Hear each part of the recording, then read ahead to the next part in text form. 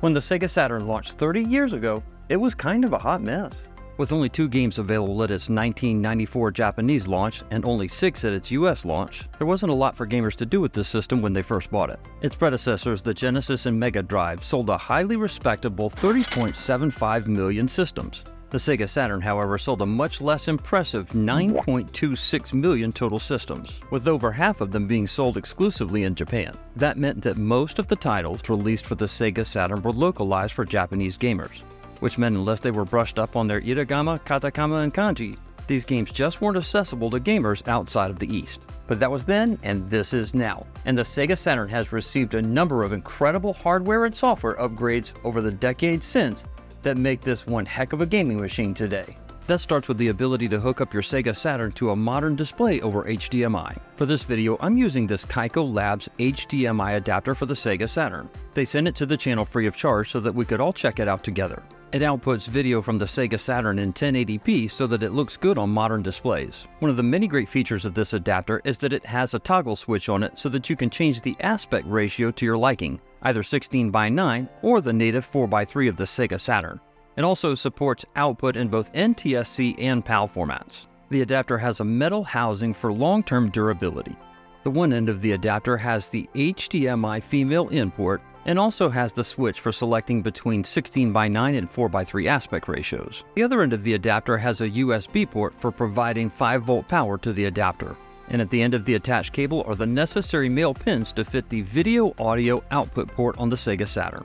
The adapter taps into the S-video output from the back of the Sega Saturn system. It produces a high-quality image with a nice degree of vibrance, color, and sharpness to it. We'll take a look at some in-game footage in just a moment. Check this out. You don't even need to collect those expensive Sega Saturn discs anymore, because in the 2020s you can play backups of your favorite Sega Saturn games right off of a micro SD card with devices like the Fen Rear Duo.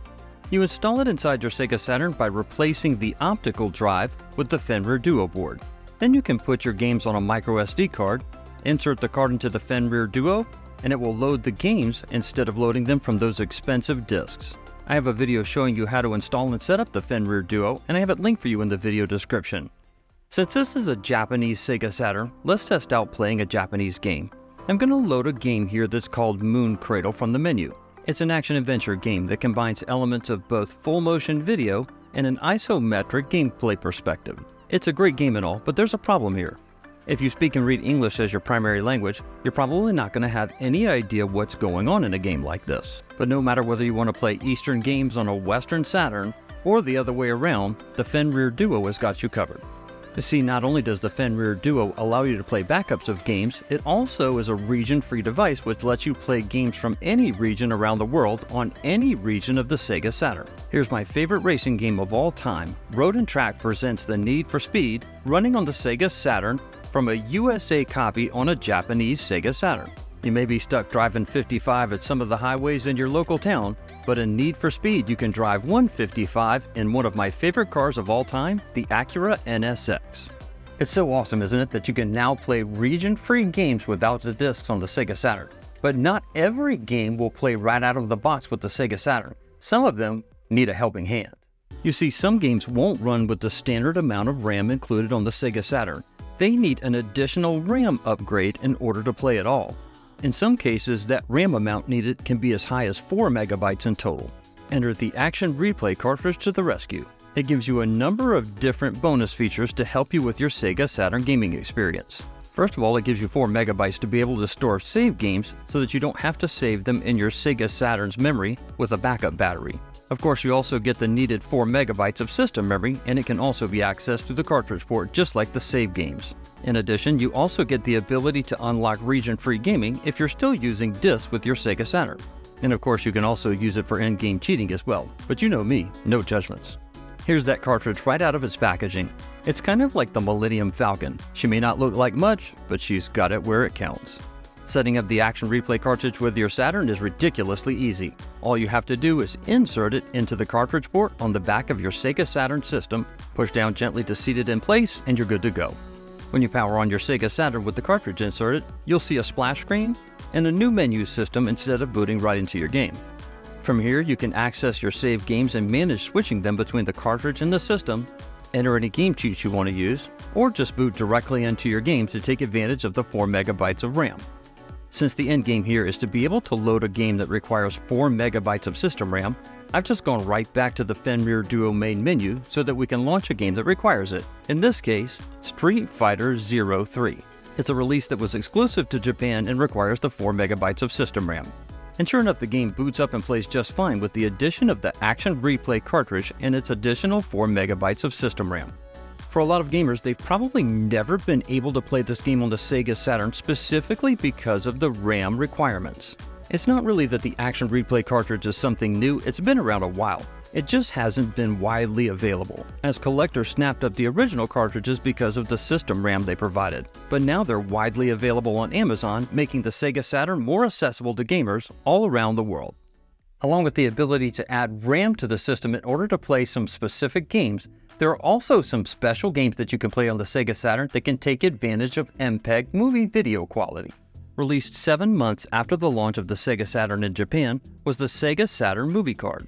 And not only provided better quality for in-game full-motion video for specific titles, it also let the Sega Saturn play video content from video CDs, which were kind of a precursor to the DVD.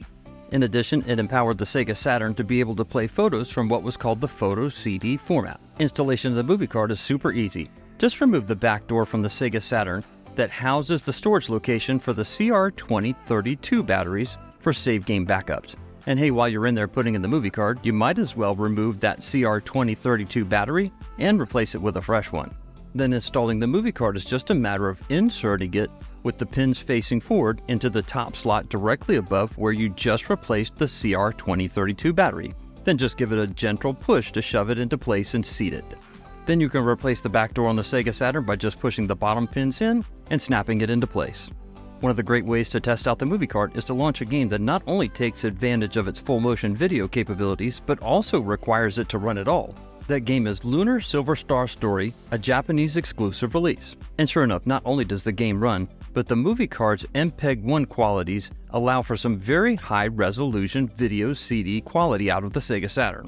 But there's more than one reason that I wanted to show off specifically this game as part of the movie card demo. Remember how I just said that this game was a Japan-only release? Shouldn't all of the voiceover work and text in it be in Japanese? Well, in this case it isn't. This game has been localized for North American audiences by translating it into English. It's yet another reason that I think the Saturn has evolved from its original form released 30 years ago into the contemporary system that it is today. It's the ability to play its once localized large library of Japanese-only games in other regions of the world in the languages that they natively speak. It was never part of the Sega Saturn's original vision to be able to do this. It's an incredible community of translators that help make it possible to enjoy these games all over the world. All of this is super awesome, but it all has to deal with playing Sega Saturn games from the past. You can also play Sega Saturn games from the present and the future through the power of the Homebrew scene. One great example of Homebrew content for the Sega Saturn, and perhaps my favorite of all time, is the work being done to bring a game that was never actually completed to the Sega Saturn fans all around the world, Sonic X-treme. Sega had promised Saturn gamers a Sonic game like this, but it never made it to market. But through the power of homebrew developers like Voxel, Sega's original vision for Sonic X-treme has been brought to light. And what a vision it is! From its incredible title screen, to its 3D gameplay with both a standard and a fisheye view for its gameplay, this homebrew is nothing short of extraordinary. It's incredible to think that with the known complexity of programming for the Sega Saturn back in the day, that homebrew content like this is possible for the Sega Saturn, thanks to a team of incredibly gifted and talented coders. It's content like this that keeps the Sega Saturn relevant and fresh, even 30 years after its original launch in Japan. With annual homebrew contests out there that receive submissions from and recognize some of the best Sega Saturn homebrew developers in the world, there's no doubt in my mind that the Sega Saturn will be beloved by gamers around the world for the next 30 years and beyond. Hey, did you know the Sega Saturn is not the only game system that's gone from zero to hero in the modern era? The Nintendo GameCube has also gone through its own transformation from the system that couldn't into the system that could. Check out this video to find out how.